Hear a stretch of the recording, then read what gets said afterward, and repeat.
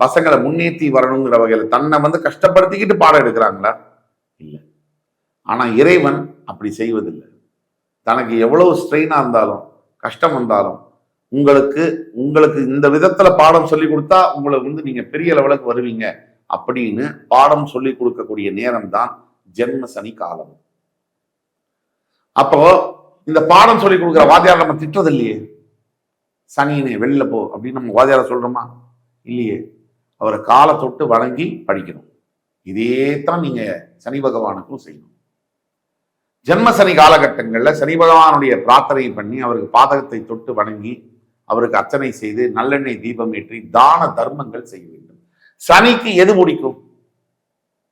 நீங்க 24 மணி நேரமும் ஸ்லோகம் சொல்றேன், ஆராதனை பண்றேன், அபிஷேகம் பண்றேன், இதெல்லாம் சனிக்கு பிடிக்காது. உங்களை மாதிரி இருக்கக்கூடிய சக மனிதர்கள், கஷ்டத்தில் இருக்கக்கூடிய முதியோர்கள், குழந்தைகள், இவங்களுக்கு உங்களால் முடிந்த, அது 10 ரூபாவா கூட இருக்கலாம், உங்களால் முடிந்த உதவிகளை நீங்கள் செய்ய வேண்டும்.